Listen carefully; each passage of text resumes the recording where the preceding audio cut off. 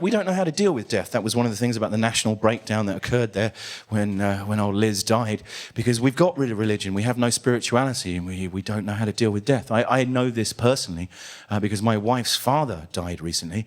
As a result of that, we now have a teddy bear in our dining room made out of the dead man's clothes.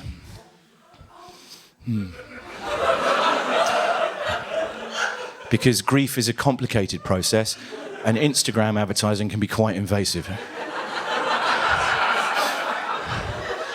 So at some stage, her mother was sat there watching whatever it is she watches on a godforsaken television, and up popped up on the iPad and went, "Have you recently suffered the bereavement of a loved one? Why not send us a box of their old shit? And we'll make a series of haunted teddy bears. You can send them round to really freak out your friends and family." She sits in the corner of the dining room. I call him Death Bear. I don't know what to do with Death Bear. He just sits there looking at me. I can't throw him away. There's a personal connection there. The wife will get upset. I can't even put him in the loft because I'm terrified he'll gain sentience and come down and murder the family. He just sits there because some opportunistic little Etsy fucker took advantage of my mother-in-law and she went batshit. And now we've got a creepy bear. Because that's how, in 2023, people deal with death in Britain. Go on the internet and make crap choices. And the problem is, I have a 2-year-old now, and at some stage, she's going to want to play with Death Bear. And she can never play with Death Bear. And she'd be like, "Why can't I play with Death Bear?" I'd be like, "Because your grandmother's a fucking lunatic." Like, I don't have the words to explain to a 2-year-old why Death Bear exists, why it's not like normal bears, and why she can never touch it. Just leave Death Bear alone. I don't have the words to explain the actions of adults to a 2-year-old, and that's a problem now. As a father, I'm a middle-aged dad. It's a disaster. I'm not a proper person. I know I iron my shirt and everything, and you've paid money, but I'm not a real man. This is my job.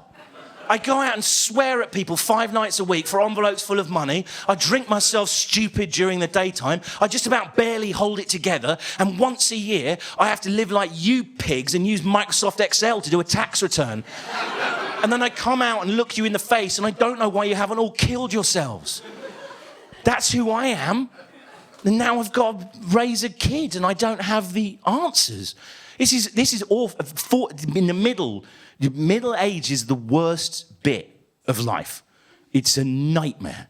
Like, I don't know, like young people, you're all arseholes.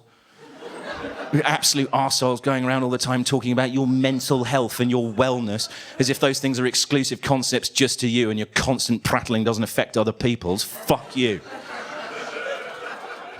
And old people, big a bunch of scumbags everyone come across. You're all there. You're the only generation whose war was the Cold War. So what did you have to do? Just eat McDonald's and hoover up all the fucking property. Well done, you won, you lazy bunch of avaricious pigs. And you've all developed into quite nasty individuals who've got opinions on foreigners you frankly haven't earned. And then I'm just stuck in the middle. It's awful, it's an awful bit. And like the bit at the end and the bit at the beginning are brilliant. And they're the bits nobody wants to be, young people. My daughter wants to grow up. Every kid, my nephews are like, they want to be old. And then, older people don't want to get put in a home. Everyone wants to get to this bit and stay in this bit. This bit's awful. You have to have opinions on backstops and bleed radiators.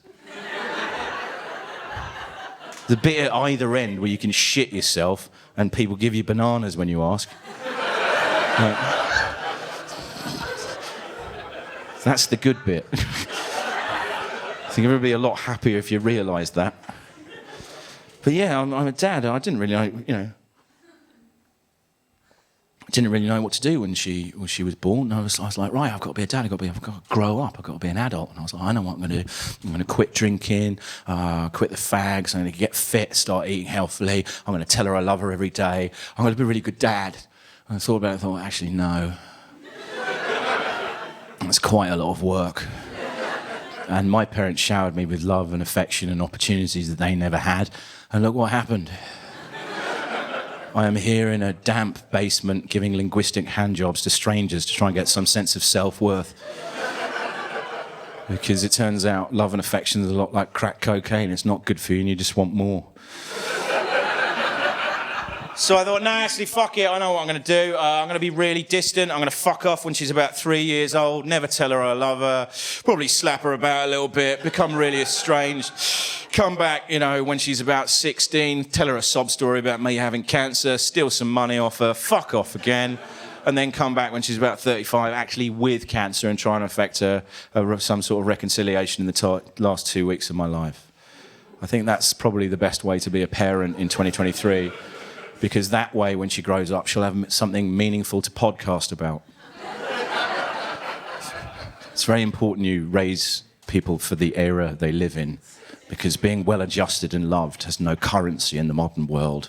So bringing up your children well and loving them is a disservice to them.